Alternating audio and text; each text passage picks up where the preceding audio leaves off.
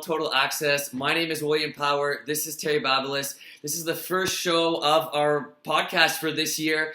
Terry and I are really excited to do this. Terry's been in the MFL for a while, longer than I have. Terry, tell us about yourself. Yeah, well, I joined the MFL in 2017, playing on one team. Now, a couple of years later, I'm playing on three teams. It's crazy. When I first joined, there was maybe two divisions of 8 to 10 teams, so about 20 teams tops. Now we've grown to 47 teams across 5 different divisions. We've got very skilled divisions, less skilled divisions, so I think it's a great place for everyone to play. Yeah. How about you? You didn't join too long ago, but you seem to love it. Yeah, I don't know. I was telling my buddy the other day that I can't imagine my life without MFL, which is really cringy. But I just joined last year. I was a sub for John's team, the Henchmen. And little do you know, just less than a year later, I'm captaining the Henchmen right now, playing on our game in Div 2 and with John, Div 3 Iron Wolves. We're reffing a few games now, so my MFL experience is not as long as yours, Terry, but it's still I'm still in the groove. And like you said, I think it's great that the league is developing. Last year there was 5 teams in Div 1. Now there's 7, with 4 teams making the playoffs. And I think it's great to see the amount of teams that are joining the league. Yeah, definitely, it's great for the league. It's crazy to see the league have grown in that many in that time span. And speaking about refs, if anyone wants to ref, there's still plenty of space. John's always looking for new, good refs. Don't worry if you have no experience. We'll train you. You'll get to learn the rules, and you just got to train one game before you start reffing. So I always say, if I could ref, anybody can ref. And I was out there reffing this week. Terry helped me a little bit. Shout out to Nick, Kevin's son, who did a good job lining me up. But reffing is, it may seem a bit challenging at first, but once you get in the groove, you kind of hit that stride. Terry, obviously, you've been reffing for a while now, so if you need any expert advice, you can always ask Terry for some advice there. Yeah, always glad to give a helping hand. But if you're reffing, you got to know your rules. Talking about being out in the sun all day, how about that field? Yeah, that was pretty crazy. I'm glad I had my sunscreen, but I was telling the guys, it was the field was like hay. It was I don't know, I felt like we were like horses and, kind of playing on hay there. But no, the ground wasn't forgiving. If you dove to make a catch, I hope you got it because you probably get a bunch of cuts. I was a little surprised about that. It's crazy because last week it was green. 1 week ago, it's crazy how much it could change. John, gotta pay Kevin more so he could go out there and water the field during the week because we want to play on some green grass. Yeah, for sure. I don't think Kevin's doing definitely a great job. I think that no matter what Kevin asks for a price, I think John has to give it to him right now. It's Kevin's world. So besides the field, let's get into some storylines. For sure, definitely. So what would you say the storyline in Division 1 is? I think Division 1, if you look at it, I think the fact that that there's 7 teams, obviously that's great. And just look at the FPF talent now that we see in Div 1. I think it's great.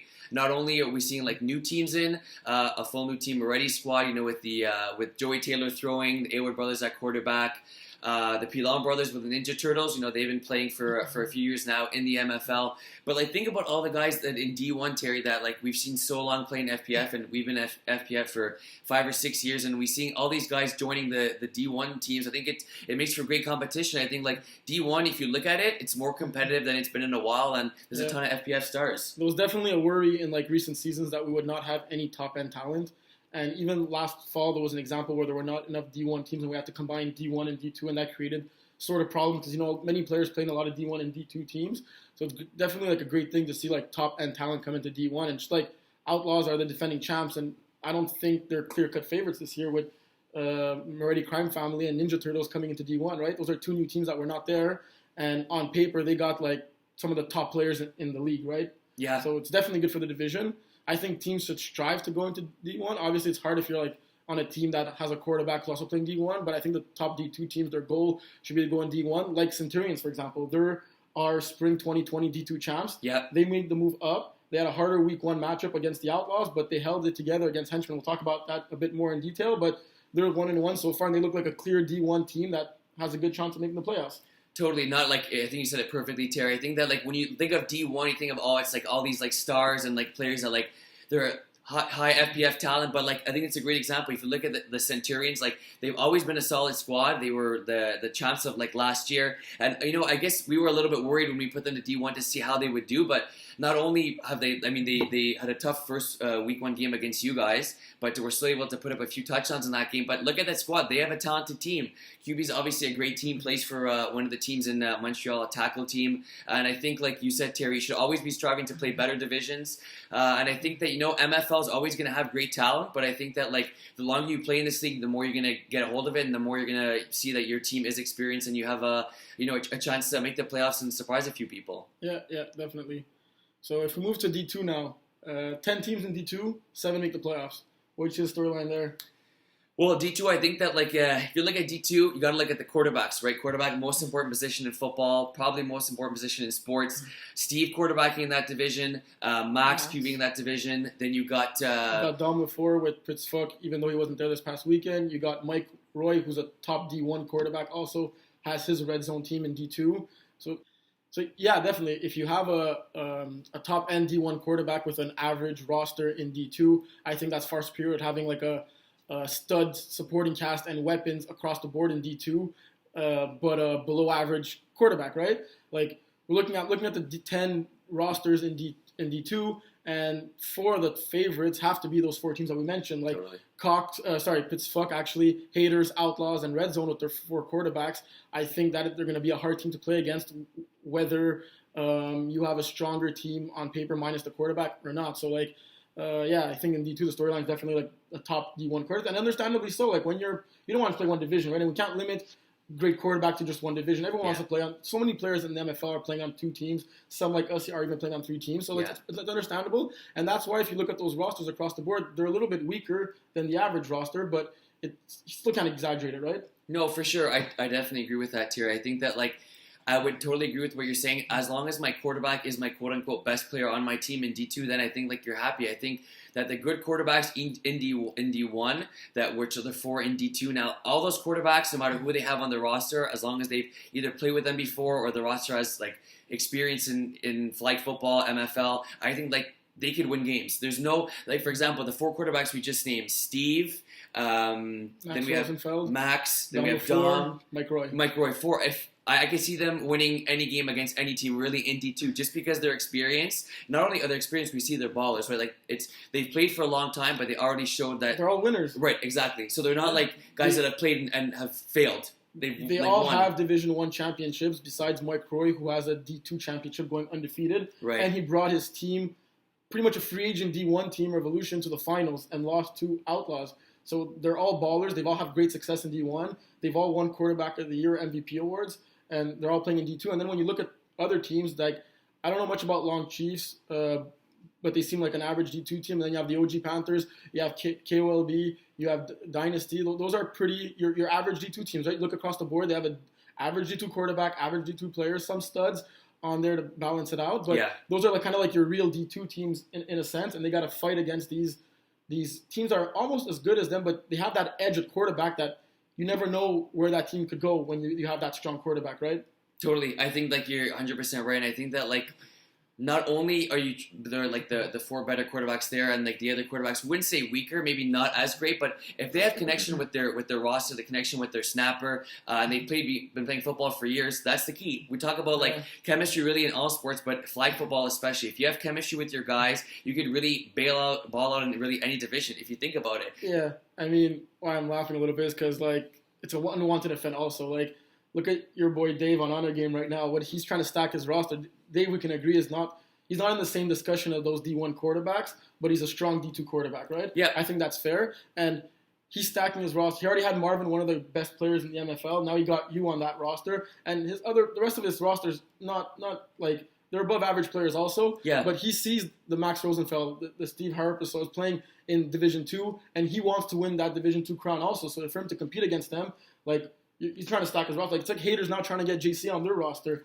I don't think that got accepted, but you can see they went toe-to-toe with Honor Game, who are probably 2 of the best teams in D2, and they're still trying to get another top-end player, and all that is caused because of these top quarterbacks, I think, playing in that second division, which Division 1 is probably stronger than Division 2 right now is probably stronger than what Division 1 was like 5 years ago. Right, and that's exactly what I was going to say, Terry, is that you could look at D2 and say the quarterbacks are great, but I think just the level of competition in D2 is great. I think half of the division is composed of D1 players right now. that's the thing. And look, I don't really know what it was like to, I've never won a roster in championship in D2, but in D2 in years past, I guess it wasn't seen as, like glorified or as big as winning D1. But now if you win D2, it's a big deal because of the quarterbacks that you mentioned, the teams you mentioned, even the teams with quarterbacks who we not think are as good as the top 4 guys we mentioned, they can still ball. Like, for example, your roster on OG Panthers, you guys had a tough time in your first game, which we'll talk about, and haven't won a championship or anything. But if you look at your team all across the board, you got a good defense, you got a great offense, and you got ballers all across. So I think that winning D2 championship is really nothing to sneeze at, and I don't think it's I'm going to rest my D2 game so I'm healthy for my D1 game, and I'm going to put all my effort in D1. You're trying just as hard in D1 as you are in D2, and vice versa. Exactly. I think back in the days when there was only 2 divisions, D1 was the best division and D2 was the worst division. Right. So it was seen like that. Then D3 came in, Division 4 came in. Now we even got 5 divisions for the first time. So Division 2 is kind of like an extension of Division 1 in a sense. So I think that's why people kind of used to see it that way, but it's really not the case right now. Just a couple of years ago, OG Panthers were a 500 team in D1. Right now we're trying to stay 500 in Division 2. So, but I think totally, and I know it's hard for you guys, and it's of course a little painful, but I think that that's great for the league. Yeah, definitely. The better competition, and with bringing in these better competitions, it's not as if there's necessarily more trash talking or the MFL experience is still very pleasant. 100%. It's a place to play football Saturday, but to come out, you have a great time. I think the refs are well respected. A lot of our refs also play in the league, as you can see. And they're knowledgeable, so it's a great place to be. It's a great place to play. You don't have that obviously it's competitive. Obviously everyone wants to win, but it's before and after the game. For the most part, everyone shakes hands, and and I think that brings us to our D3 storyline because D2 teams should strive to go to D1, not down to D3. In my opinion, the big storyline is in the past year we had 3 or 4 teams from D2 go down to D3. Yeah, and old school is understandable. They're there to have fun, right? Old school, they're not there to crush everybody and dodge a division. They're just there to have fun. They're always in a great mood and just out there drinking beers before and after the game. But then deep threats and nice TDs, really? You guys don't think you can compete in D2? I reffed the deep threats game this week after playing my OG Panthers game, and honestly, I think deep threats would have crushed OG Panthers this past week. Didn't see nice TDs play yet. They have their first game next week. It's going to be a tough matchup against Tannant, who we'll talk about them later as well. But yeah, all these D2 teams going down to D3, what's up? I think you should rather play 500 in D2 and have a 5-win, 5-loss season than go in D3 and finish 8-2, 9-1, right? That's how you get better, no? Yeah, I hope not too many OG Panthers are listening because you don't seem to have too much faith in them. But it's early in the year, and I know that you have faith in your squad. But for sure, I think if you look at the roster, in D3. The deep threats, obviously they're used to playing D2, and no, it's obviously not one person that can change a team. But if you're looking at Jonathan Svedna playing D3, it's arguably one of the best players in the MFL, right? Yeah, I have him as top 3 player in the MFL. Not to boost his ego or anything, but he doesn't have one. But I just think for example, if you're in trouble and you're throwing up a jump ball to him, I think he's getting it 99% of the time. I mean, the ball has to be within a 5-yard radius.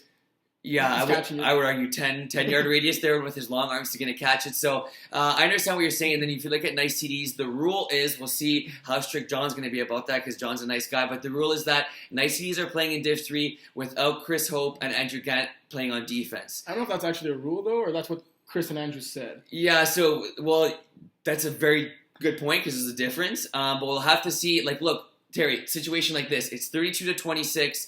Nice TDs are winning by 6. 4 minutes to go in the game. Chris Hope is on the field. I was just going to say, you think, is Chris and Andrew seeing the other team score a touchdown, or trusting their defense and conserving their energy for their henchman game? Well, the henchman, great team. Or are they jumping on the field and saying, no, we're going to have one drive? How strict is it going to be? Because this is something that unfortunately can lead to controversy. Yeah. And we have to see how strict they're going to be. How do you think this is going to pan out? Because I feel there has to be a very strict rule on this where if they can't play defense, the only time they can play is if somebody gets injured. Knock on wood. Even at that, usually you're not even allowed to go on the field if someone gets injured. If you're saying he's not allowed to be on the field, it's as if he doesn't count as a defensive player, so they should play as 5, right? And hopefully there should be a cap that's going to be installed in the MFL by the fall season. It should actually come in some way into the spring. We've been talking about it for a long time, this should solve a lot of problems. Yeah. It'll also create some problems, but I think moving forward long term, it'll solve a lot of problems. Like this, for example, you can't really, with the cap, it's your top 6 offensive players, top 6 defensive players. I don't care who your 7th, 8th player are. If you got a weaker player to balance out your team, it does not matter, because in theory, you could put your top 6 players at the field at the same time. So I don't know the story exactly as to why deep threats and nice TDs are in Division 3, but like from an outside perspective, like it looks like they're division dodgers. Nice TDs last spring went 7-3 or 8-2, I believe, and made it all the way to the finals to lose to Centurions, who are now in D1. They have essentially the exact same roster, and all of a sudden they cannot compete in D2. Like, yeah. So the thing is, at this point, it's about valuing how important Andrew and Chris are to that defense, and they are very important to the defense. Of course, if you look at in terms of offense, I can't really see that team struggling to score offensively. I just really don't see it, with Andrew being one of the better players even in Div 1, probably the fastest player in the league. There's not many Div 3 teams that are going to be able to cover him. You know, not alone, man. If you're playing zone, if we're playing 3 deep, it's going to be tough. And I think, like we talked about, deep threats too. We'll have to see how the season plays out. I think, me personally, I would have liked to see Nice CDs play Div 2. I think, that's where they fit. And I would say, deep threats too, I think they could have managed to play D2. I get D2 got stronger, right? D2 did get stronger. Yeah. But at the same time, you're not going to go from a 7-3 team to not making the playoffs, right? Like, they would have battled. Obviously, there's no easy game in D2. I'm looking at my schedule on OG Panthers. There's not one gimme. There's not an easy game. There's not a game you go up there, and if you're like half asleep, hungover, you're probably going to lose that game. Yeah. Like, every game you got to be on your A game. And like, you heard me like calling out OG Panthers this week. We're not going to wait till week 5 to start playing for real and go on a playoff run. So obviously it's harder, but like, we're there to have fun, yes, but do you want the easy way out? Do you want to go and like play as if you're playing at the park? No, like Chris Hope and Andrew Grant are Div 1 players, right? Yeah, totally. They could play with, and the rest of Nice TDs are not scrubs either. Like, the rest of Nice TDs are on average D2 players. Like, they've been playing in the league for a long time. Like, Brian, Nico, Smo, like, they've been in the league for a long, long time, and they know how to play football, and they do have a great chemistry going on with Chris. Like, I know Chris gives it to them sometimes, but like overall, they got a good chemistry going there, and they all complement each other so well. So like, yeah, maybe you wouldn't have been like a top 3 team in Division 2, but you definitely would have been an average Division 2 team. Yeah, agreed. And instead they decided to go in D3 and try to be like a top 1, top 2 team. Like, if you go 10-0, 9-1, you win the championship, you guys really going to be that happy? Like, you made it to the finals last year in D2. You got a taste of the finals of D2. Why not come back and try to win that trophy? So yeah, that's. Yeah, but no, just to add on that, like, I think, like, if you take away the 2 guys playing defense, like, you still have, Nico, who you mentioned. I'm pretty sure he leads the I think all-time in tacklers, and like, he doesn't miss. And it's not because he's being picked on, right? It's because he's jumping across the field, like flying, like Batman. Getting those D flags. And if you look at Thomas, like, really great guy. He came play with us on Saturdays when we played in the snow and any weather. We'll talk about him, but he had an MVP performance in different divisions. Think he's actually on Nice TDs though, Thomas. Okay. Yeah. So we made a mistake. Yeah, well, I mean, even without him on Nice TDs, they're still a Division 2 team, but he wasn't there last year either, but he could definitely be there, so yeah. And I can understand from a point of view, like, well, there's talent in Division 3, there's Iron Wolves, there's Mustard Tigers, but you also got to think Division 3 has 11 teams. There's like a bottom 5 teams there too that you're just going to crush, and it won't be fun. But we've been talking about Nice TDs for enough. Yeah, I think Chris got enough spotlight now. Yeah. Like, but you rather some D3 spotlight than D1 spotlight, so let's move on to D4. So, like, what would you say is the storyline in D4 this year? I think D4 is like similar to what we said in D2 tier. I think it's competitive. We're looking at like kind of like quarterbacks taking a leap, and I think that for like the Thunder Buddies, I'm not just saying because it was your squad, but you guys looked really good in your first few games. You put up, was it 50 points, 51? Put 50 points. We'll talk about that. Yeah, for sure. You ran the ball quite a bit, but you're still able to hit your receivers, and like you're improving at the quarterback position. And I think that there's a lot of these D4 quarterbacks that are they're bringing on the challenge, and they're not playing in D5, and I think that's great. And I think that this is going to be a more competitive division. I think ultimately John may have to see where teams stack up and maybe put some teams to Div 5, move some teams up to Div 3. Unfortunately, that happens. But I think like the competitiveness in D4 is pretty good. We got ballers playing, and really, like, I can see, like I talked about you in the car before the show, I can see a lot of these guys in D4 playing in D2 and starring in D2. Yeah, definitely. It's like, I think D1 and D2, the parity is pretty like on point right now. Like, the teams that deserve to be in D1 are in D1, they deserve to be in D2 or D2. Then like the low end of D3, D4, and high end of D5, it's like it could be one big bucket, right? Yeah. Like, it's really hard to especially we got a lot of new teams this year, and we've never seen them play. A couple of teams came to the tryouts, and we really appreciated that. We were able to evaluate you and put you in the right division, but a lot of teams just gave us like a flat out, yeah, we've played with our friends a couple of times in the park, we've played some organized games, or we're athletes, but we never touched football in our life. Right. So, like, then John got to kind of ballpark in what division you go, and obviously, like, it's really hard based on that.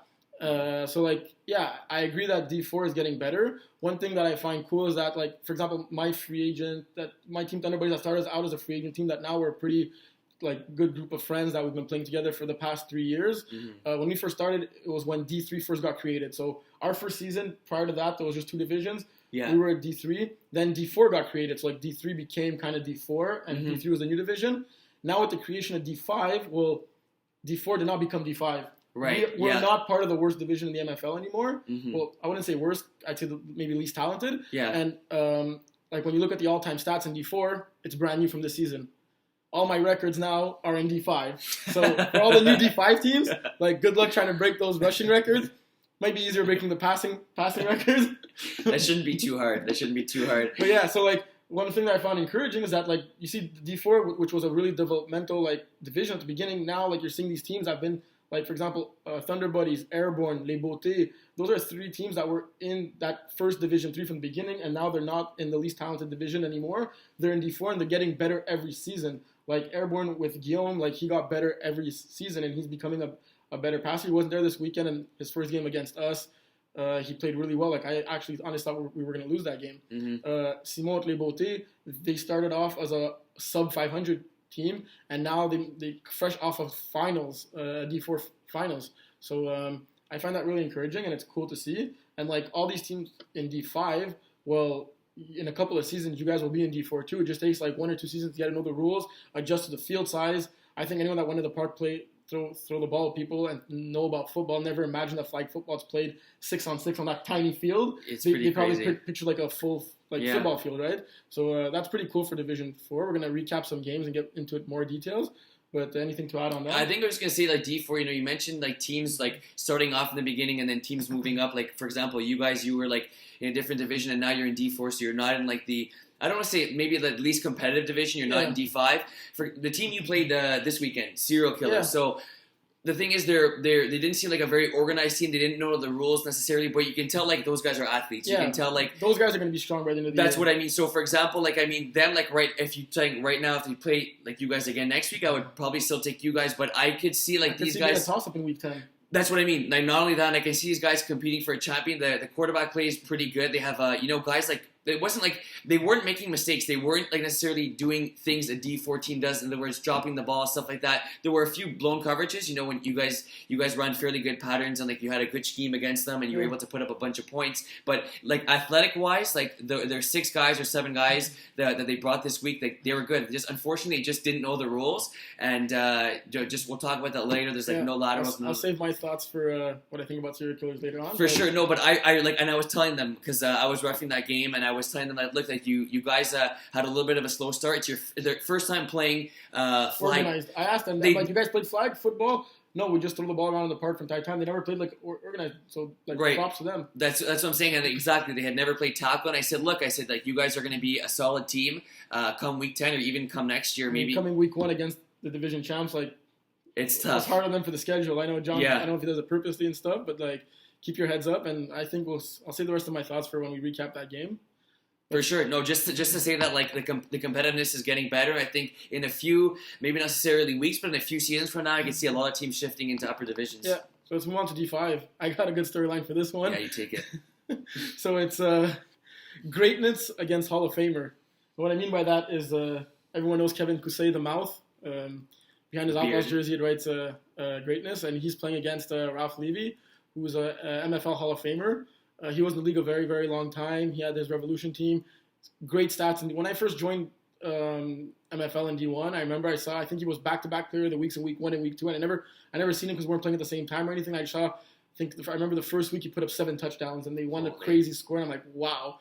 Obviously, Father Time caught up to him a little bit and he started playing a little bit less. So I wouldn't say he's still a Division 1 quarterback. And now he took kind of a coaching role with this brand new set of players that I think never played football in their life. They had a pretty hard first game. The second one went better. And why I think this is a storyline is because Kevin has been hating on Ralph his whole career. So maybe with reason towards the end of it, but he was hating on Ralph from the beginning of his life existence. I think Ralph was born and Kevin was hating on him kind of thing, you know? So even before the MFL existed, they were hating. So now Kevin's a quarterback and he's throwing. So let's see how Kevin's going to do against arch rival. I forgot what was the date. Kevin, you could comment on this, but I'm sure you have it marked up in your calendar and you can't wait to play against Ralph's team. That's a matchup I'm waiting to see in D5. Yeah, no, it's funny because obviously, we're part of the media team. You, myself, John, and Kevin, and I saw the controversy, not controversy, the kind of I made a funny call there. Yeah, the bitterness there was between Ralph and Kevin there, and I was thinking, what is because I just joined the league and I didn't really know what it was. Obviously, you fed me in a little bit on what it was, but I think that's going to be must-see TV. Get that popcorn ready. I hope that's a game I'm either going to be reffing or off. I don't want to be playing at that time. I want to make sure I see that game. But no, I think just to touch on what we said about Ralph, we'll talk about that game. But he no, I wouldn't say he was a D1 quarterback. His completion percentage didn't look great, but he was putting the ball in spots where his receiver can make the catches. I saw him make a lot of drops, and understandably so, right? For sure. Yeah. And like you said, he's kind of like the head coach of that team, but as a quarterback, I know he had I think he went 13 for 26 something. I couldn't have seen him necessarily have a much better game in terms of he made the right reads. He didn't get sacked often, and he put the ball in places for his receivers to make catches. So I was impressed for a guy that hadn't played in a long time. I'd actually never seen him throw, so I didn't know what to expect, but I was pleasantly surprised. Yeah, indeed. And when you said the controversy and the hate, I do like to note I think it's one-sided. I don't think, or I'm not sure exactly, but it's obviously not as clear the hate that Ralph has towards Kevin, but Kevin definitely has some. Kevin's just Kevin. Kevin's Kevin. I think that's good for the story. Let's move on to some game recaps now. Yeah, for sure. Before we start, we'd like to just let you guys know, Will and I are going to be talking about the games that we actually saw. We'll talk about cool stuff that happened on the day, but we're going to go in depth about the games we actually saw. I think it's only fair, and we'll try to get as many games as possible and try to alternate the teams. I play on 3 teams, Will plays on 3 teams, but we're also there all day on Saturday reffing or watching games. So I think we'll get a good mix throughout the weeks. And don't worry if we don't talk about you today, next week. We'll make sure to get you in at some point. And Kevin's articles written by The Mouth, the one and the only, come out on Tuesdays and Thursdays. He also does game recaps for two games per division. So he's going to be talking about 10 teams every week. And we're not going to talk about the same teams, the same game recaps. So with a mix between Kevin's 10 game recaps, 10 game recaps, talking about 20 teams, and us, we'll have a good, at least half of the games I think we could get in, or for sure. Something. So yeah. So let's start with the first game of the day that I was reffing and you were playing in. What a nail biter, huh? That was, I'm sorry, what were you going to say? Let them know what game we're talking about. Henchmen against Centurions? Yeah. Henchmen against Centurions. Henchmen had played the week before we got a first start win. With your non-biased commentary. Yeah, so this is non-biased Will Power, not a member of the Henchmen, not a captain. As an outsider, even though I played in the game, Henchmen came back from they got their first win the week before against Ninja Turtles. They're 1-1. Centurions had a tough game the week before against you guys. Wasn't really too much of a close game, but right now you guys are rolling, so can't feed into too much into week 1. But yeah, no, they ended up winning. I think the final score was 22-21 in overtime. That game was really back and forth. They went into triple overtime. Right, that's it exactly because they scored, we scored, then they stopped us and they scored to win the game. But no, nail biter down the end. I think at halftime we were down 20-7, and yeah, we won. We outscored them 13-0 in the second half. But their defense really clutched up because they had punted the ball. We had the ball with approximately a minute and a half left. We had to go past midfield. We got a long bomb. We had 2 or 3 plays, and we were in the red zone. So basically, we had to get 8 yards, 3 plays. We had 2 completions, both short of the end zone. Last play of the game, it was an incomplete pass. They forced overtime, and they ended up winning the game in overtime. And Centurions they're a fun team to watch. Their offense is fun to watch because they got a good quarterback. Not only he's not a quarterback we mentioned when we were talking about those top D2 quarterbacks, but he's definitely in that discussion. He is, and the way I kind of see that offense as a team that they dissect defenses. So he sees a hole and bang, he's getting at it. He gets the ball.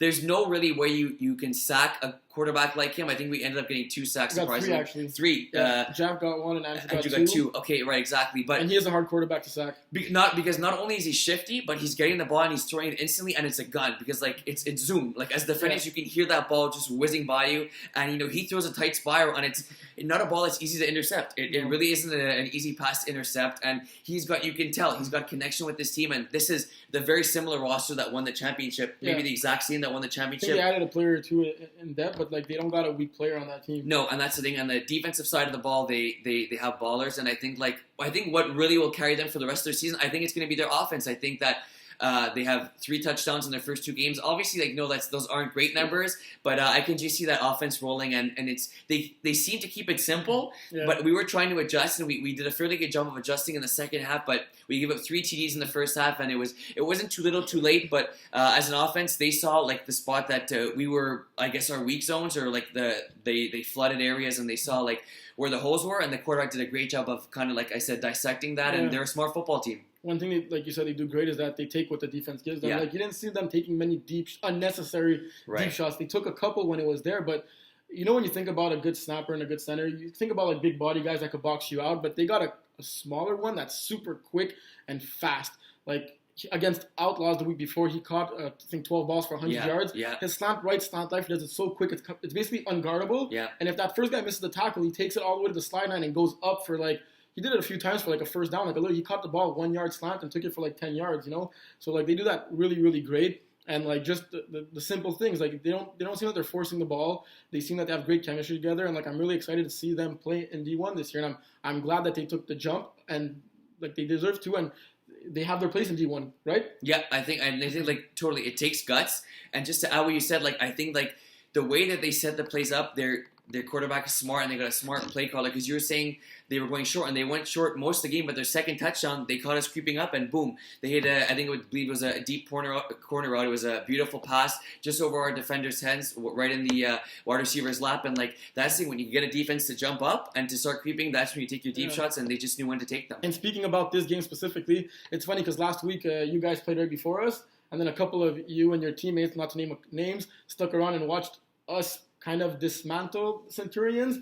Yes, it was an easier game than you guys had, but I also think they were rusty. It was their first game. No one has played in a year. Mm-hmm. Outlaws had played the week before. They were more rolling, but I think you guys had like a false impression of them, and I wouldn't say you took them lightly to start the game, but I can't think that it wasn't at the end of your minds that like this was going to be an easier game than having played Outlaws, right? The way you saw how Outlaws beat them, and they came out with a bang, and I think they surprised you, and I think that was something that hurt you guys. I would tend to agree with that. I think like if you look at like the top 3 teams in that division, I wouldn't put Centurions there just yet, or I wouldn't have before beating us, just because it's their first year playing D1, and a lot of times you see like you put too much into what happens in the week 1. I mean, week 1, who knows when the last time they thrown the football around. We've been playing for a while, and like you said, the Outlaws, they kind of like hit their groove early, and we've been playing over the winter. I think you're right. We kind of like, we didn't think it was going to be an easy win there, but like we were fairly confident we were going to win the game. Coming off a win against the depleted Ninja Turtles that didn't even have their full roster, you guys started feeling yourselves. Yeah, like let's go on a 2-game winning streak before the bye week. Yeah. You know what? It's a lesson learned. It's a lesson learned, and we'll I think we'll bounce back. We play them in 2 weeks. We got a bye next week, but I definitely think it's a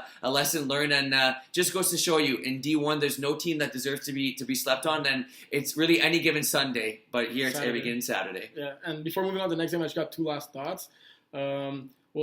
One thing that like was a debate when the season started about your team was like, are you guys going to be able to keep your composure and keep it together? We know you got a couple of hotheads on the team, a lot of people with big egos, big attitudes, but you have tremendous talent on that team. Yeah. Across the board, you guys got studs everywhere, right? Yeah. Like it's Thank you. I'm not gonna lie, like no cap, like you guys got a bunch of good players on your team, and it's just like we started to come out a little bit against Outlaws in the first game. Against Ninja Turtles, it was fairly like I'm on cloud 9. The game was going well for you guys. Yeah. And against Centurions, you guys had the lead, and then when a bad interception here, a missed tackle there, you see like those guys start getting heated. But like for real, we hate on him a lot about his attitude, but kudos to Chris. I think he was actually the bigger man this time for the rare time I've seen it, and he kind of kept you guys together throughout the game, right? Like he's usually one to like bash on his players, but when people were bashing, he was being a good teammate. Totally. Like I said, Terry, I'm the captain of this team, but unfortunately, sometimes I don't feel like I have the voice to kind of overtake. Sometimes, I don't think you got the voice on that team anyways. and ever. Like I do. If they tell you go on the bench, you'll go on the bench with a smile on your face. That is incorrect. But just, I don't know what you were saying. Who plays slot on that team? I do if I want to, but basically just saying that. Well, you got me off track. Okay, yeah. So I agree with what you said about Chris. Unfortunately, I think that sometimes I have a hard time raising my voice and stuff like that when needs to be. But I think Chris kept a cool head like you were saying, and I think he was exactly what we needed in the second half. And like in the second half, we outscored them 13-0, right? So I mean, like if you look at it, like the proof is in the pudding. We were down by 13 points at halftime. We ended up going on a 13-0 run in the second half. And I do think that going forward, it will be difficult to try and manage. I wouldn't say necessarily like egos. I think it's going to be, guys bickering and stuff like that because we all want to win. We all want to win. Yeah. And Rossi's not the type of quarterback who's going to necessarily take something from somebody else. And I wouldn't expect him to. But, I think that we kind of had a little meeting after the game on our group chat. And I think we'll be okay, but that's definitely something to keep an eye on. But I have faith in my boys. I think Ross is a great team, and I see him saying "my bad" more times than not. And usually a QB could like easily point the finger. Yeah. But all that being said, like with the talent you guys have, if you guys like no offense, you're not gonna win the rest of your games. I think you guys are a playoff team, but you're not gonna go undefeated throughout the rest of the season. So like in win or in defeat, you guys gotta stick together, right? 100%. Like you're gonna have bad plays. People are gonna make mistakes. Like no one's perfect. So if you guys stick together, like you are a hard team to play against. We played you, and you guys had us beat in the first half. We didn't know if we're winning that game. So you are already a hard team to play against. Keep your mind set, and like you guys could beat anyone in that division. I appreciate that. Just like one quick thing is after the game, I told them it's cliche and it's cheesy, but it's better to happen now in week 3 than happen in week 11, like during the playoffs. It's probably gonna happen in week 11 also. But the last I thing I wanted to say about this was that thank God Centurions won because it was a tie game. They had the ball. Their offense was rolling. They were at midfield, 4th and 6, I believe, and they punted it. They had a goal line stop at the end of the game, but it was clutch. You guys marched the whole field on them, and you guys could have easily won the game without them getting the ball back. Yes, their deep played amazing, but I felt their offense also playing well. Like in that situation, I think you ask all the other teams in D1, and probably none of the others punt. Yeah, I don't think you would have punted the ball. I don't think anyone on your team would have punted the ball. Tie game, ball midfield. We had talked about this, right, like before the show and like off air, and we had said that usually in D1 you want to rely on your offense because that's what it is. It's flag football itself is kind of like it's more geared towards the offense. There's penalties on the defense more so than there's on the offense, and like you got to give them credit, man, because like when they punted the game, I don't think we had the game won, but I think like that was kind of them saying, okay, like look, maybe they don't trust their offense.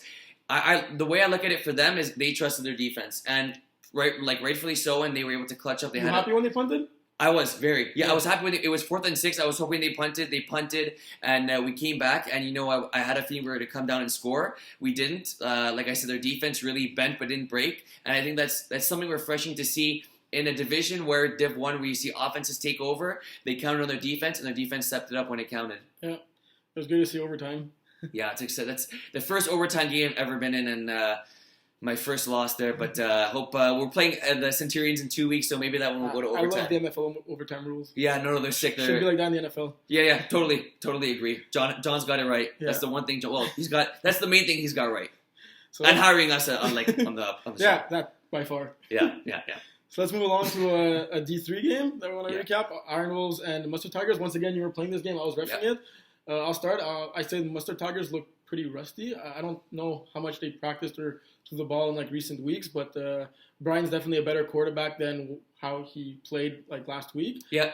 You guys played well. Nothing to take away from you guys. You guys played well. Having Alec come in, I think Alec was like the star player on both ends. He got a couple of picks, a couple of touchdowns. Yeah. You were an afterthought on that team. Like you were more often on the sideline talking to me than playing in the game, I think. Their team don't got much more to say on that team. I don't know. I think you forgot about that nice catch I made in the end zone where Mary Lou gave me a shout out. So thanks to Mary Lou. You got to talk to this guy when you see him on the field Saturday. We'll talk about that later. But John actually played really great in that game. Like John too, I thought maybe would have came out a little bit rusty. He was throwing the ball really well. Why would you think that? Just because he didn't play in a while. Okay. No, like John's he's a great D3 quarterback. He's the reigning quarterback of the year in that division, right? Right. Obviously, it's a vote that we vote to John, so like there's no point of voting for the quarterback because when John plays in that division, he's going to win quarterback of the year. Yes. But all that to say, John still won quarterback of the year in D3, so yeah. His deep ball looked great. There was a couple of balls that I felt his receivers stopped running for where he could have connected more. His short game is obviously always off the chart. And I think you guys played well both sides of the ball. I think Mustard Tigers are your caliber of a team. Like I think you guys are pretty like evenly matched. Last year they beat you twice in the season, but you guys came back and beat them in the playoffs. if one team is off that game, they're going to lose it. But Yeah, I think you totally.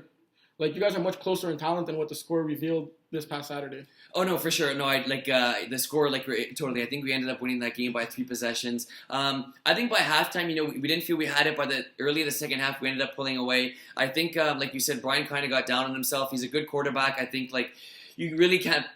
Put too much into D1 and the first game of like really MFL. Like your week 1 is going to be like that for most teams. It's hard to connect with your receivers, especially if you haven't been throwing like over the quarantine. I mean, the last time we played MFL was several months ago, so I don't think you put too much attention on that. I think if the Mustard Tigers continue to struggle come week 2, week 3, maybe we'll talk more into that. But I do think that the Wolves and Tigers are evenly matched, and luckily for us, we were able to pull away with the W. Yeah. You want to move along to Serial Killers and Thunder Buddies? Yeah, thank you. So I'll talk about that game, Serial Killers, Thunder Buddies. That was so final score was 51-30.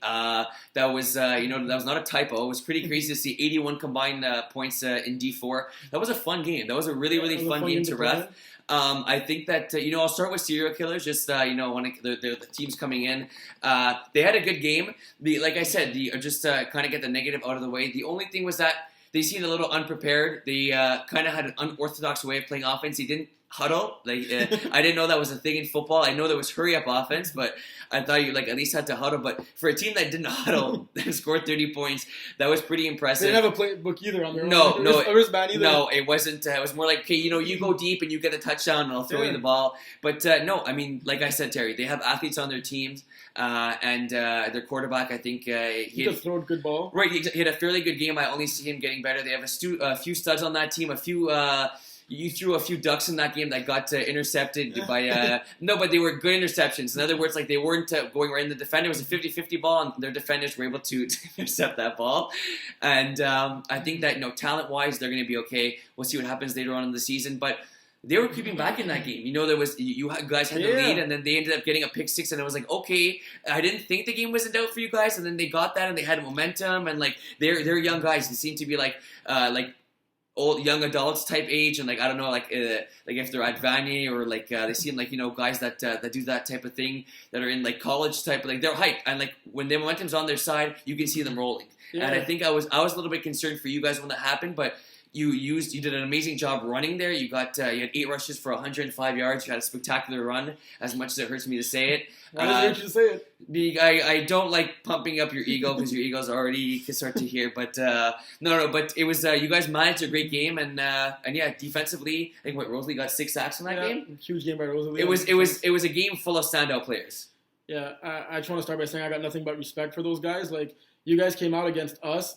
First, it took you 2 plays to score a touchdown. You guys started with the ball, and it really looked like guys playing at the park. Like I think on the first 2 plays, it was like, okay, everyone go deep, 30-yard completion. Everyone go deep, 20-yard completion, touchdown. Like it took 2 plays, and we were down 6-0. I'm like, what the hell is going on? Yeah. This is a D3 team that like we don't even know. Yeah. Like the first completion was caught over Rob White's head. Like he's arguably the best defender on my team and maybe even of the division. Wow, way to throw Rob under the bus. I'm just saying, I also complimented by saying, like, I think no one was expecting that, right? Like, true. No one was expecting that, and, like, that was a nice ball, a nice catch, and, like, to score 30 points against us, like, the first 2 games, we had 14 points scored against in 2 games. We're averaging 7 points against a game, and we're also averaging 3 interceptions on defense, and I think I know Serial Killers QB threw 0 interceptions. He got sacked a lot, so maybe that's why. But he also threw 0 interceptions. First organized football game. I think the first time I played quarterback, I threw 6 picks. It was against Ninja Turtles, and there was a Pilon brother that was there, but I still threw 6 interceptions in that game, and I played flag football organized for a while. So to throw 0 interceptions in your first organized game, that was like crazy. There was a little bit of they weren't as organized as they could have been, but that's just going to come with time. Like, 100%. Get more organized, run simpler plays. You can run the easy underneath plays that's more open than always going deep. And, nothing but props. I'm score 30 points against us, not throw any interceptions. I think that was great. They had some family members, parents, girlfriends at the field. Cool. That's pretty cool. And, the only negative thing I would say is that they were complaining a little bit without really knowing the rules. Like, they complain about certain rules that they didn't really know about. So I'd say, like, maybe the team captain could, like, go over the rule book quick and give, like, a summary to his players. Yeah. But, like, you ref that game. I wasn't saying it got overly annoying. No. Like, they're still respectful and everything, but sometimes, they could have, like, known some of the rules, especially being, like, a first-time team and knowing that you don't know, right? For sure, totally. I think that there were a few times where Boris and I were refereeing that game, and we had to explain them rules, and either they thought they knew the rule or they didn't know the rule. At the end of the game, they kind of said sorry for that chit chat. I do feel like I feel like they're a team that's going to kind of learn from their mistake of kind of badgering the refs. So I don't think it was anything excessive, but I think that come next few weeks, I don't expect that to be the case with them. I'll just say I'm glad we played them in week 1 and not have to play them in week 10, because I think that team's going to look completely different by week 10. 100%. And, just to talk about you guys, I think, obviously you balled out rushing the football. Rosalie had a great game. And I think that, receiver-wise, I think every single player contributed to I know, the stats to make sure you have that one top receiver. But I think, for the Thunder Buddies, you guys are 3-0 right now. Talk about maybe having a slump in your trying to, defend your championship. But it doesn't look like you guys are slumping. And you guys are 3-0, so. Yeah. Let's move along to my other team, OG Panthers against Pittsburgh this week. I'll let you start off. Yeah, so you also ref that game, so yeah. I ref that game. Yeah, I felt like I was telling you on the sideline. I felt like because I was there from 9:30 to 6:30. I felt like yesterday, Saturday was 5 days long, but in a good way. The final score of this game was 18-6. If someone looks at the score in this game and they see that, there was 24 combined points, only 4 touchdowns, the game wasn't sloppy. It wasn't a sloppy game. There was a lot of good defensive plays, and there was a ton of highlight reel catches, and I would say primarily by you guys. Kemba had, 2 monster catches on offense, and his pick was nuts. Kemba balled out. I just want to say Kemba came this year. He looked thinner, stronger, faster, and ready to play. And he's a Miami Heat fan, so it's always a plus. Yeah, he definitely looked really good. His pick was nuts. Yeah. He completely undercutted the route. Yeah, that's mine. And his catch was the same. Yeah, exactly. And you guys had other big plays too. I'm not sure if how many interceptions you guys got, but JF DeLois had a nice pick, and you guys had a really good game. I believe it was Mathieu on that wheel route. Louis Mathieu, exactly. Louis Mathieu on that wheel route. He had a beautiful catch. It was a really good throw by Charles.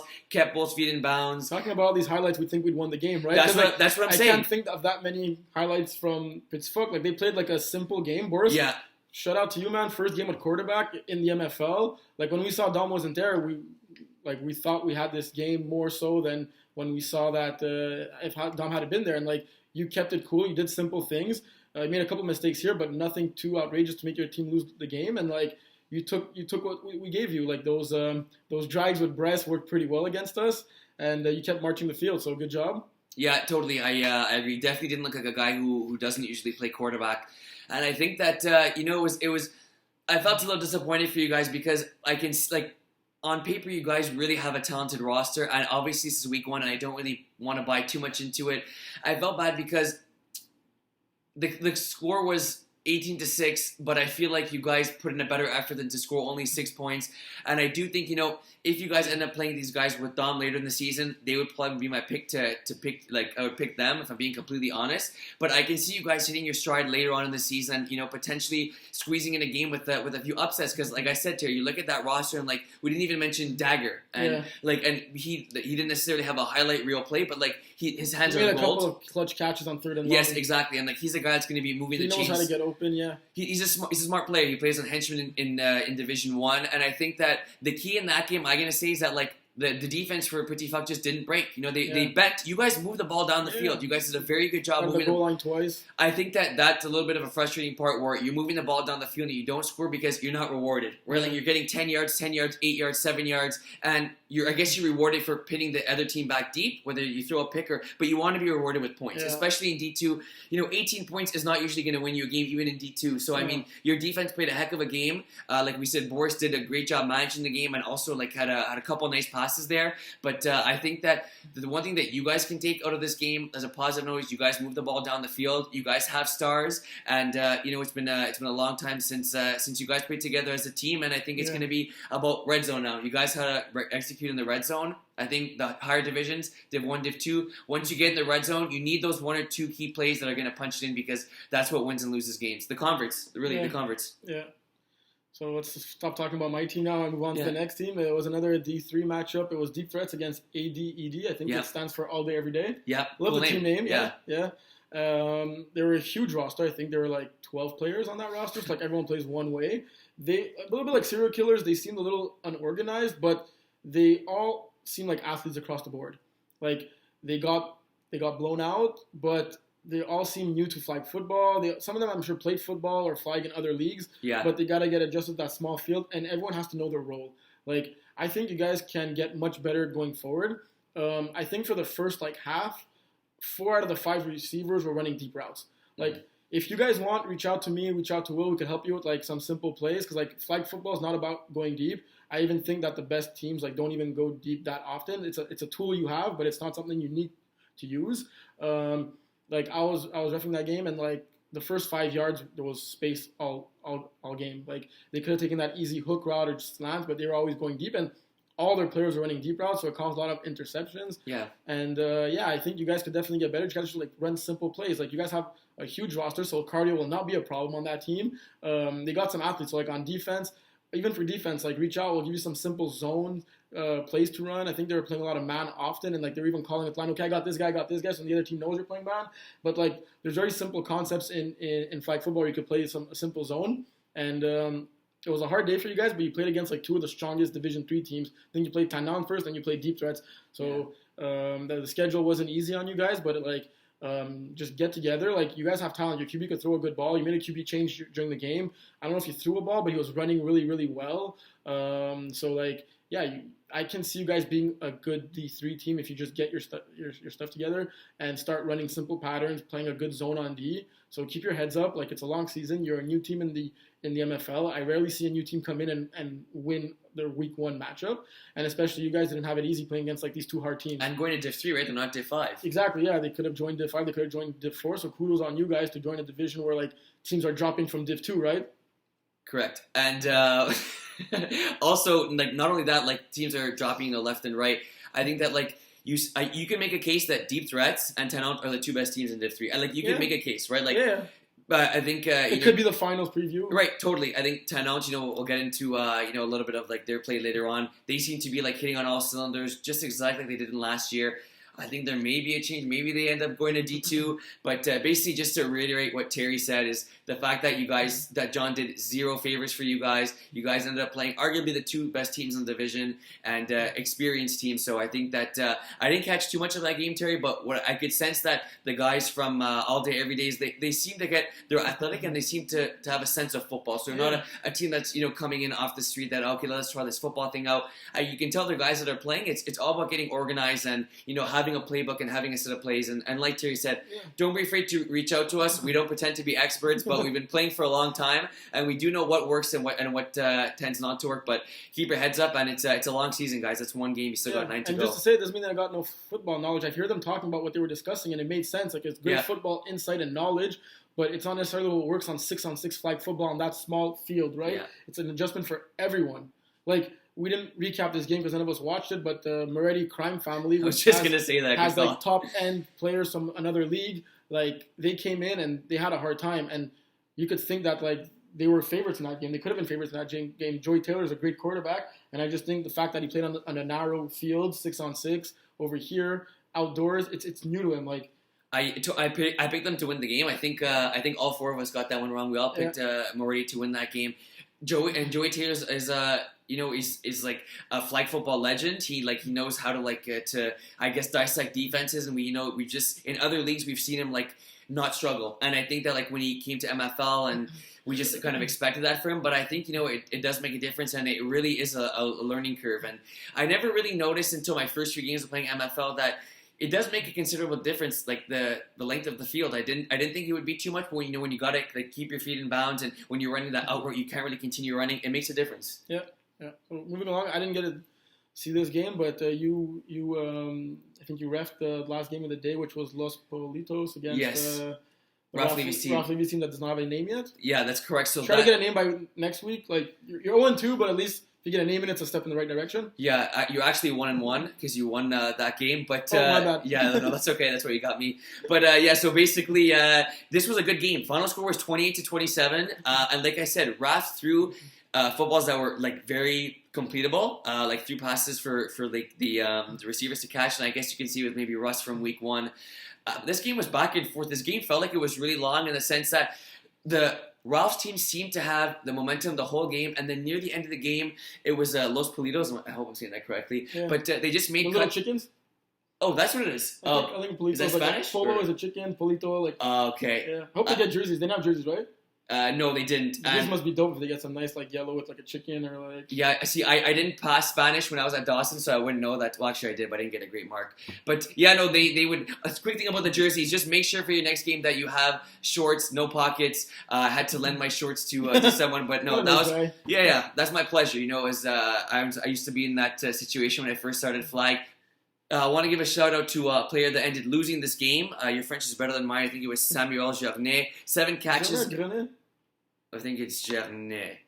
Right. 7 catches, 152 yards, 3 touchdowns. He made a nice play, which we'll talk about. And, he kind of put his team on his back, and I'd say he was a great reason why this team was in the game. But also, their quarterback, he had a nice deep ball. And I know you talk about the fact that, like, it's human nature to want to go deep when you first start playing flag. But I would almost recommend that for this team. And I don't go throwing the ball deep and throwing 8 picks and then coming to me. But like the way he throws his deep ball and the way that Sam and their other receivers were able to catch the ball and high point it, it seemed as if they've been playing for a while and as if they were able to connect on that deep ball. I remember he was the quarterback that you'd mentioned in one of the trots that he looked good. Yeah. Baseball cap, blonde-haired guy. I believe he had the big Tampa Bay Bucks shirt. It was like the underneath his jersey. But it was a really good game. It was back and forth. And I think that I can see a lot of these players that were playing in this Div 5 game in Div 3 before we know it. Yeah, definitely. Moving along. We're not going to talk about this game too much because Kevin Cousset is going to have recapped it. So Trollers and Outlaws to close the day after that long day out in the sun. Kevin, everyone knows, longtime Holy Troller player, joining the Outlaws this year. The spot opened up at center, so why not? He had that chemistry, and he's been playing with Steve for a long, long time in another league. Good friends also. So, I heard the Trollers at the beginning of the game were kind of like trying to get into his head, making fun of him a little bit. At the end of the day, Kevin, I think you could say, played a pretty good game. And even got a nice convert catch. So I think got the last laugh. I don't know what you got to say about this game overall. Yeah, no, I just say one quick thing to add. I did not see much of this game. I was reffing the Div 5 game that we just talked about before, but I remember John seeing the score in the second half, and I heard 19-0, and I said, no, that can't be correct. No, because I saw you guys score a touchdown, so I said, there's no way that the Holy Trollers have 0 in the second half, and I was kind of surprised to see that Max in the previous game he played was right before, was against Honor Game, the team I was on, and he played well. He put up 30 points. He had a good game. He had a good connection with Sean in that game with Joey's haters. You played in the game. Obviously, you guys have an incredible defense, with those guys playing short, and you got, 3 Giants playing deep, and you being one of the better. I know what you're thinking. Henchman scored 19 points on Outlaws D. How come the Trollers couldn't get more than 6? Yeah. No, not really, because the Henchmen have ballers too. The Henchmen also have ballers. That's not where I was going, but I was a little surprised to see the Trollers only put up like 6 points, really. Yeah. But I think that's week 1 rust, and I don't expect that to be the case. I think if the Trollers start off 0-2, 0-3 with that roster, then there's got to be like maybe a get together. I think that's when we start talking and worrying. But I was a little bit surprised that the score was so one-sided. The game was a little slow. It was 6-0 at halftime, right? So even the Outlaws, we have a great offense, and we only scored 6 points in the first half. So it's kind of the flow of the game. Defenses played great, and I think that Trollers are stacked across the board. And I was also surprised that I wasn't expecting that low scoring of a game. So I'm looking forward to playing them again. Totally, for sure. And obviously, like there's in Div 1 now, you don't play every team twice. Is there a team that you get to play twice? That's a good question. Okay, we'll definitely have to look at that. The thing that I know is we don't play the Ninja Turtles again. And I think we're happy that we got them early in the season when they were a little rusty, because I wouldn't want to have to play them again. Rusty and only one of the brothers? Yeah, that's it, exactly. So we kind of got lucky there. You reminded me, talking about your Honor game and Haters game. Oh, yes, that's true. Thanks for reminding me. I completely forgot about that one. Let that one slip. But no, that was a good game. Honestly, I think the score may have been a little closer than the game was. I want to give a shout out to Max in that game, and I know that some ways we talk about, Max necessarily may not be having the best in terms of like winning percentage and winning championships and things like that and putting up numbers, but he really, not only did he coach the team on offense in this game, he was coaching them on defense. He was very loud on the sideline, telling them this, telling them that. It was 4th and short, saying, boys, don't be afraid to press up. He seems to, not only do I feel like he's a team first guy, but he's a guy that knows the game of flag football very well. Yeah. And I just got that vibe off of him, and he had a really good game. Sean had a great game. He balled out. 2 catches. 2 touchdowns, over 100 yards, had a really nice catch for their first score of the game, had a long bomb. And I think that to honor game, we may have taken our foot off the gas in that one. I think that we got a little too comfortable. Shout out to Laurent. He had a monster game. It's the first time I play with him. I know you told me he's really chill and really tall. And he is really chill, and he is really tall, and he's really good. His first touchdown of the game, our first score, he mossed someone in the back of the end zone. It's kind of like Dave saying, I'm in trouble, let me throw it to the tall guy. And he ended up coming down with it. He had 3 touchdowns. Defensively, I think we could have played better, but I think it was a really fun game, 32-30, and it was honestly, for the games I played in and ref, that was probably the more exciting game I was involved in yesterday. Yeah, just to reiterate what you said about Max, I don't think he's going to be playing much defense this year, either on the Trollers or Haters, because of the surgery he had around his ankle, but Max is a top D1 defender, in my opinion. Like, with the Haters, I think last year he was averaging a pick a game. Like, I think he finished with, 8 picks in 8 games, and even he doesn't play as often on the Trollers D, but when he plays on defense with the Trollers, he's a really good defender, and he gets that interception. He fights for the ball. So what you're saying does not surprise me. Mm-hmm. But yeah, it was great to see a close game, because I think that could be a finals preview. Haters and Honor Game are 2 of the top teams in Division 2 right now. Mm-hmm. And the difference was converts. I didn't see the game, but I just saw the scoreboard, and I think based on the 33-30 score, that means the Haters got no converts and you guys got 3. That was the difference in the game, right? Besides the fact that Max threw 1 interception and Dave had a perfect no interception game, that could have went either way, right? Funny enough, Dave's the one that got the interception. Quarterback on quarterback. Dave's another quarterback who plays great on defense. Yeah, you're right. Yeah. And it calls the game very well. Is athletic. He kind of gives off the vibe that he's like an old man. He's smoking his cigarettes, coming to the games, and gives you that vibe. But no, he's athletic and more athletic than people give him credit for. I think if this is a championship preview, I think it'd be a heck of a game and a heck of a rematch. Yeah. So anything else that caught your eye in first week? Yeah, I'm going to give, just looking up stats here, we talked about a few of the games. A game that I talked about, the Los Politos game. I want to give a shout out to who I said, Sham Journet had, like I said, the stat line, 7 catches, 152 yards, 3 touchdowns. He made a crazy play. There was a play where the ball was thrown deep. He high-pointed it, caught it, landed, D2 guys, ran in the end zone. And shout out to Tom, getting that 5 interceptions. I believe that was in the Div 4 game. Yeah. Unfortunately, he got injured in that game, so he wasn't able to. Both had a doubleheader. Okay. And they got crushed against the Washington Foreskins. And Thomas did not play in that game, but he got 5 interceptions. You'd think he got the 5 interceptions within 2 games, but no, it was in 1 game. That's the thing, and for a guy I think in France he played he was a goalie, right? He played. I'm not sure. Yeah, I mean, I maybe that's a myth, but I'm pretty sure that's what I heard. But he's not only is he a great player, but he's a really good team guy, and want to give him a shout out. Getting 5 interceptions, I think getting 5 interceptions in the season. That's a great season. That's you're getting an interception every 2 games. You're up for Defender of the Year. The man got 5 in 1 game, so there's no way we can talk about players of the week and not mention him. Yeah. And let's not forget Rosalie with her 6 sacks. Yes, true. That's a game I refed. And she was all over the serial killer's quarterback, and she wasn't missing flags. She was running there and containing, and she looked like she was in top performance. Yeah, and another thing I wanted to mention, I looked over the Tanout game. They're going to be a really strong D3 team. Yeah. I think they're borderline. They could even play D2 for sure. Looking at the stats of their game, and they have a great 1-2 punch with Philippe and Simon.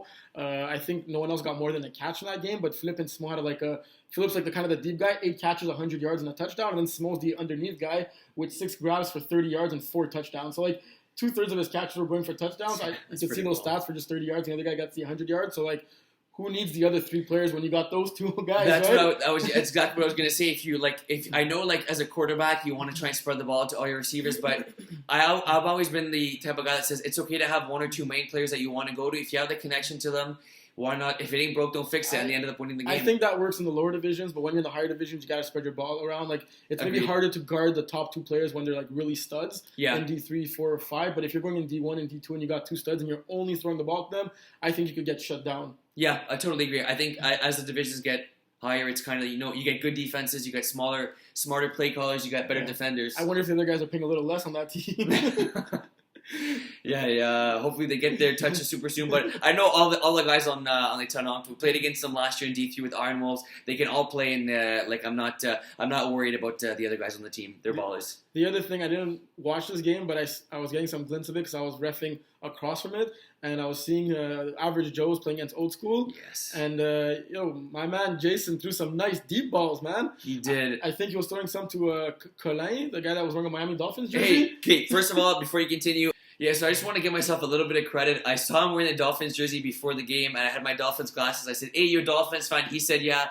We bumped each other up. Us Dolphins fans got to stay together because unfortunately there aren't many of us, but when we win the Super Bowl in a few years with Tua, there's going to be a ton of us. But every time I look back in that game, Jason was screaming. The other team was yelling. Like, I love the hype. It was nuts. It's as if it was the Super Bowl. And like you said, the guy with the Dolphins jersey, he was just waltzing in the end zone like it was another day at the park for him. He was burning people on go routes, and Jason threw those nice balls. And he only had 3 catches, but I believe he had like close to 100 yards, if not more than 100 yards, which is pretty spectacular to see. I love the vibe of that game, and it seemed... Old School's also a fun team to play. It was, I think, nail biter. It finished 20-19. And the thing is, you got to think about the quarterback change there, right? Because Daik goes in. I believe he went 15 of 25. Daik is a great receiver to have on that team, but at the end of the day, Daik's a Div 2 quarterback, right? That's the thing. So he is the best quarterback on that roster. He's a smart guy. He's got a killer arm that I didn't know about till he went quarterback for us when we were missing Chris last year as henchman quarterback. But he's honestly a great QB, and it was a heck of a game. And I think you got to give credit to Old School for putting him in because it's not easy to take out your quarterback. I think he got injured. Okay. Yeah. Okay, that his is... stats maybe show a different story, but I think Charles got injured. Okay, thank you. That is information I did not know. Yeah. But hopefully he's okay. Obviously, we hope he's there next week. But nail biter, and congrats on Old School for getting their first win. Yeah, another thing, how about the Flamboyant Flamingos in D5? They're a team that played in D4 last year and held their own. Like, they didn't win many games, but they were in the game every time. I remember on Thunder Buddies, we had a hard time playing against them. Like, I did not enjoy playing against them. I enjoyed playing against them because I always have great attitudes, but it was a hard game to win. Like, I had to really be on my A game, and I got intercepted a couple of times by those guys. They have a great defense, and that game too, while I was refereeing another game, I was seeing pick sixes across the board, and it was like pick six after pick six after pick six. Like, their defense seems like on point. I don't know if they're going to stay in Division 5 for a long time. They might move up, but I think they scored like close to 90 points within their 2 games. I think they put up 16 one of their games. But funny story here, I actually went out to... I live in NDG, and I went to get ice cream one day, and I was walking back, and I said, "Oh, those guys are playing flag football." And I was like to my buddy, "Let me just see who these guys are." And they had MFL flags, and I was like, "Hey, you guys play MFL?" I'm like, "Yeah, we're the Flamboyant Flamingos." And I was like, "That's so cool." And I was like, "I'm playing MFL this year. I'm a ref. We'll see you guys soon." And I'm a ref. You hadn't ref the game yet. Okay, I had refed one game. Okay, I had one game under my belt. All right, so I was technically a ref at the point, and very proud to be a ref.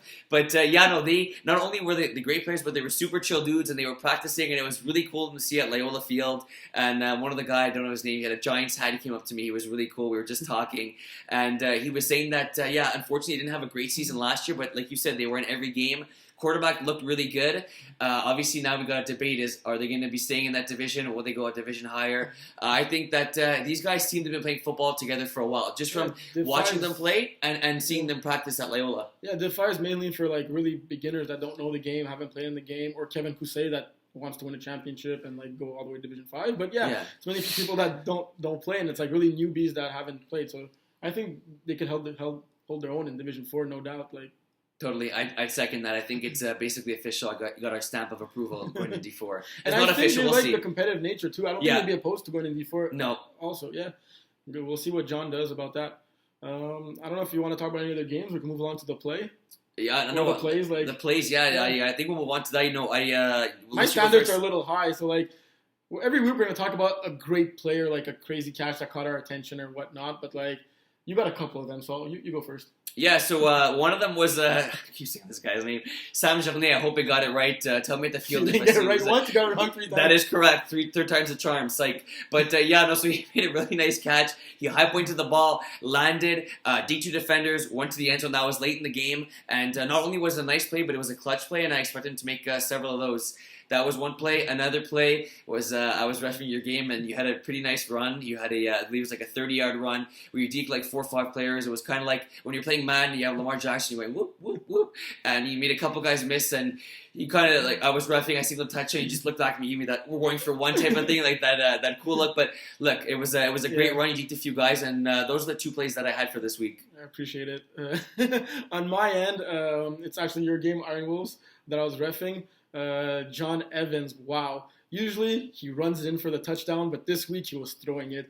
The rusher was coming at him full speed, and he just juked the rusher, and he looked like an NFL quarterback, taking that step forward and gunning it to you in a tight window. But it was just the way he motioned from beating the rusher, zoning in through his reads, and then like taking a step forward. Like you thought he was gonna run it. You know, John's like one of the his dual threat ability. Oh yeah, in that league, like they call him Lamar. Yeah, so like just see him actually throw it and gun it in like that. Like it was really impressive. No, it was. I think like I was running my route, my jaw dropped when I saw him break the rusher, and I was like, okay, like we got to make a play for him. And he threw a dime like in coverage, and it's not something like you usually see, like him being able to break the tackle and make a throw on the run. But no, that was a great play, John. And not just saying that because you're the owner, and not just saying that because you're an Iron Wolf. It was a sick play. Yeah. So moving along, since you're like a new time ref and you got to know the rules and finally read the rule book and all that, let's get into some ref and rule stuff for like the new teams. There's a lot of new teams that have a lot of questions and a lot of teams that don't know like some of the basic stuff. So like for example, you can't play with any pockets. Like you have not allowed to have any pockets. So make sure you have shorts or pants with no pockets. Make sure your flag belt is on the right way. Flags pointing outwards. Your belt is tight around the waist and not moving. Just if I could just add a few things, I think one of the things we talked about yesterday, the Ralph's team was gracious enough to let Los Politos play with having their shorts, basically inside out, so like the pockets don't really have much of an effect at that point because the flag can't go in. But that's not allowed. We're like kind of strict on that here. We just got to make sure that you really have shorts with no pockets.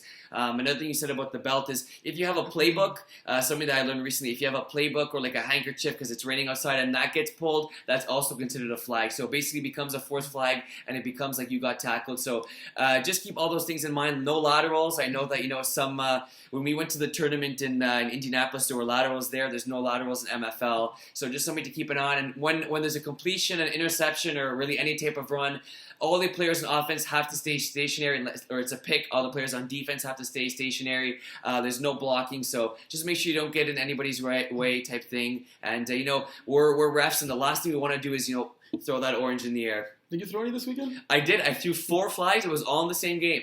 But I was happy to the penalties?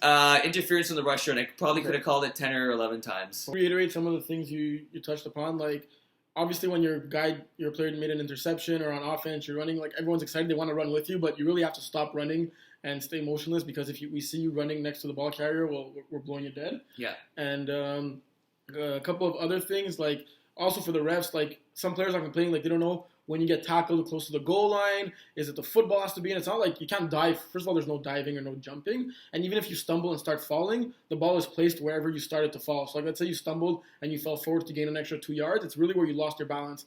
And the reason being is for safety concerns. Because if you're stumbling and you're falling forward, we don't want someone to run to go tackle you and then you get their knee in your face or whatnot. And just to jump in, sorry, Terry, you can dive to catch the ball, just not to advance the ball. Yes, exactly. So when you have the ball in your hands, the ball carrier.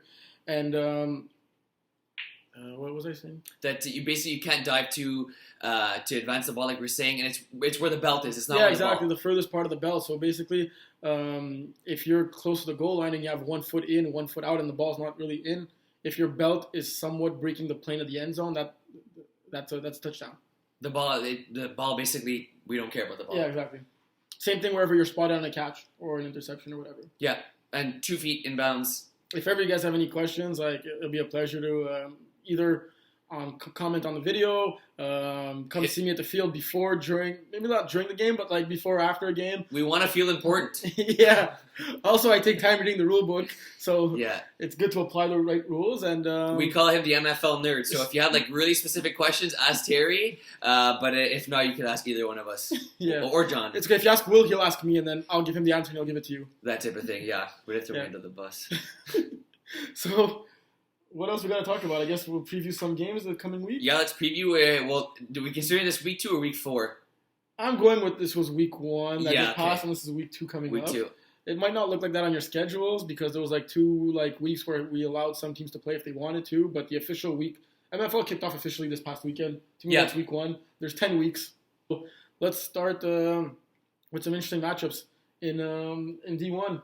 Centurions, fresh after a triple overtime victory, have a back-to-back games this coming Saturday. They're playing the Turtles and the Bitter Boys, so like 2 tough matchups. And that's early in the morning, right? 9:30 and 11. So boys don't go partying, Friday night. I don't know what your plans are Friday, but those are 2 big games, like you said, and 1-1 now. I think that if I had to make, I'm not going to make my predictions now. I see them winning at least one of those games. I think that maybe they'll be 2-2 after this. I think that a lot of it really depends on what happens in your first game. If you're kind of down in your first game, maybe you're less motivated to play your second game. But this is a big week for the Centurions. They got their first win in playing in Division 1. Now you got 2 games. You can either be 1-3, you could be 3-1, you could be 2-2. This is going to be a big week for them. The second game's on at 11 o'clock, so we'll know early in the afternoon what happened there. But I expect them to step up to the plate. Yeah, big game for Bitter Boys too, starting 0-1.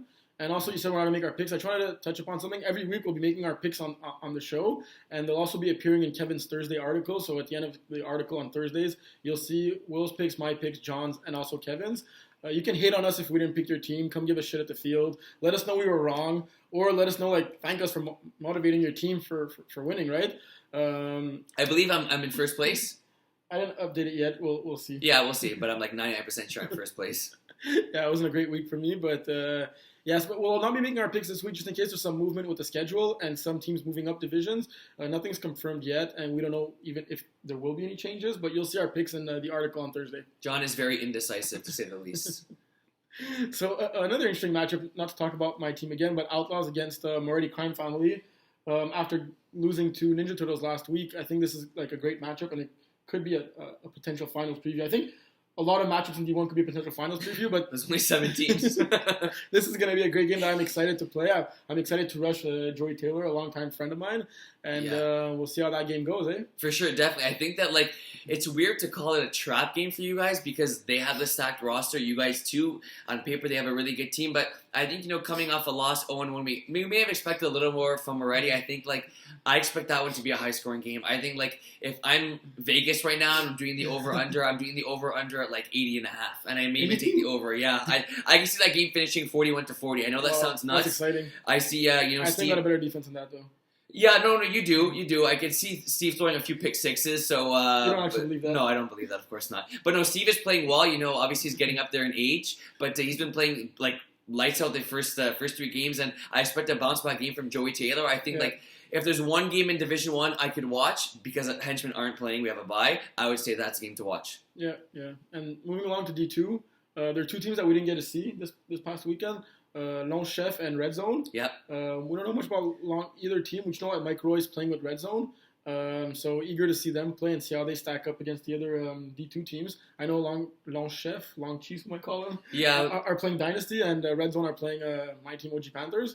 So interesting to see them because we saw almost all the Div 2 teams besides them too. Yeah, totally. I think it's going to be cool. It's kind of weird to kind of imagine we've played 3 games already and they have a game to play. Yeah. I think it's going to be cool to see what happened. I expect there to be a little bit of rust. It's going to be cool to see how Mike Roy. I don't think he's throwed with too many of these guys before. I think a lot of the guys are kind of you said, a free agent team. So I may not expect a perfect game from that offense early on, but it's going to be interesting to see how they click. And I expect them to do well in their first week.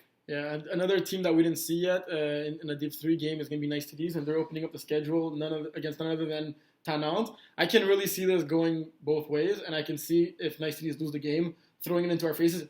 You see, we are a Division 3 team. Well, losing to another Division 2 team in Division 2 does not make you a Division 3 team. I think both of these teams can hold their own in Division 2. So are you calling Tanant another Division Dodger? Well, not necessarily, because they only played half a season in MFL, so they didn't really know the division. The other divisions, Nice Cities actually played in Division 2, right? They know what they're capable of. It's a great political answer. Yeah. But it's a great game. I hope I'm refereeing this game where I can watch this game because I think it's going to be a great Division 3 game. Oh yeah, I'm telling John that I'm not refereeing during that game because I want to be sitting and watching that game. We talked about it off air. I think that's the game of the week if you look at from Division 1 to Division 5, and obviously I think games of the week are going to be Div 1, but that's not always necessarily the case. I think if there's one game, I'm taking my bias off. If there's one game I can watch, it'd be that one. You got ballers on the offensive side, defensive side. Outlaws and Moretti Crime Family?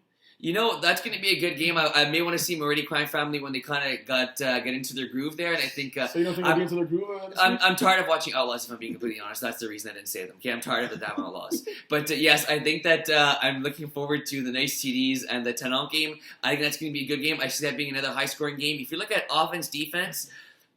Both teams are solid on both accounts. They got quarterback. Yeah. They're both very solid. I'm kind of saying Div 3 quarterbacks. They're Div 2 quarterbacks. But I think it's going to be a great game. Yeah, and then moving to Division 4, we got last calls with the doubleheader, so it'll be interesting to see how they bounce back. They scored only 2 points this past week on a safety. But they have great attitude. I played against them last fall. It was their first time. Most of them played other sports. They're fairly athletic. They're learning the game, and like it was fun to play against them. They're playing against two games, but the one I have circled in is their second game against the Titans. See who's going to quarterback that team after the controversy that happened after scoring a 60 points. 60 burger. I think you know Ben a little more, seen him play in another league. And not only did he ball out on offense, but he also got 2 interceptions, and he took both them back for six. His brother also got 2 interceptions. I think he got a 1 pick six also. So see if Titans remain in that division. See if Ben's still going to throw for them. So a lot of like interesting storylines around that game. For sure, definitely. I mean, like you talked about it. Like, we've known Ben from seasons before, and he's super shifty, and like he's not a quarterback that can just run, which makes it like ridiculously scary to predict this offense, because when he needs to run, he can run, and you know he's going to run. He's still going to gain the first down. But he's also got a cannon of an arm and a really good arm, very accurate, spreads the ball fairly well. I think, John's going to have a decision to make here, and after putting up 60, I'm not sure if this team is going to stay in that division too long. Yeah, at the same time, I think Titans are like a very strong D4 team, borderline D3, and like Improbable were also like maybe a weaker D4 team, borderline D5. I think they could have played in D5, but they have some players with good experience in the team that also coach a lot of players. So like it'll be maybe more of a learning curve for Babalis, him having a weaker beginning of the season, but like they got players that also play on old school who are very knowledgeable of playing the flag football game for a long time, and I can see them just getting better as the weeks go along. So I just think it was like a bad matchup to start off the season. I don't think they play again in week 10. It'll be the same score. No, I know, like I keep saying it, but like a lot of these like are deceiving. A lot of these scores and stat lines we're seeing are deceiving, because not only is it week 1, but a lot of these guys are athletic, and they just haven't got necessarily the feel of flag football John yet. could do a better job of scheduling. I've been throwing John under the bus a little bit too much. Trying to say that John did a fairly good job. I know it's tough doing the schedule. Oh yeah, with all the conflicts and all the time requests everyone has, great kudos to John. I even think he had to redo the schedule 3, 4, if not more times, because like a team like bailed at the last second. This team got this player that's already playing on another team. So like, really, it must be a pain to do that schedule. No, definitely, for sure. And that is why also to all teams, if you have any time like requests after the season started, your chances are like very minimal of John doing them. I'm sure he'll look into it, but it's very, very hard. We have 6 time slots on 4 fields every week, and we have 47 teams. So like, do the math, and there's not many open spots. It's Saturday. What else do you have better to do than play flag football in the burning sun? Just flag football is Saturday. That's what it is. It is what it is. So what would you say would be your Division 5 matchup to look forward to this weekend? Yeah, I think Division 5, we have a few of them written here. I think we Gold Rush and Team Levy. I think that's going to be a good one. Them Team Levy going 1-1. Gold Rush, I believe they lost their first game, so they're 0-1. It's going to be interesting to see what happens there. Both teams kind of Team Levy struggled in their first game. Gold Rush struggled in their game. Weren't able to put up too many points. It's going to be interesting to see what happens here. A team looking to win 2 in a row, another team looking to 2-1. I think this game, I see this one being a nail biter, and I think it's going to take me into the very last second to pick who I think is going to win this game. Yeah, I can agree with that. It's going to be a good game. Gold Rush have played together a couple of seasons ago. Also a great team to play against. They seem that like a great group of friends and all great attitude across the board. No, totally. I think that sums up the MFL perfectly. Just the attitude and everything you bring to the table. I think that like it's great to have a league that's competitive but also friendly at the same time. Yeah, pretty much. So before we end the show, any bold predictions for next week? Oh, damn, I like it, putting me on the spot. All right, my bold prediction for next week is that I'm going to say, like you guys said, I say the Moretti and Outlaws game.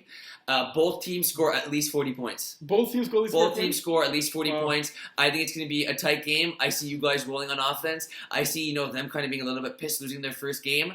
I think that that's going to be a really good game. I say 1 total interception, 40-plus points for each team in a heck of a game. All right. My bold prediction is the grass will be green on Saturday. Oh, well, that's bold. You better hope there's some birds putting water in there now, because that was like, hey, this past weekend. All right, folks, so we hope you enjoyed the show. This was a blast. Terry and I had first time doing it. Hope you enjoyed it. If you see us at the field, don't be afraid to ask us questions. Give us a shout out. Great to have our MFL family together. And like we said, we'll be doing this for like every Wednesday. We'll be posting this. This is coming out on Wednesday. We'll be having articles, a lot of good content. So thank you for listening to the show, and stay safe, and we'll see you guys Saturday.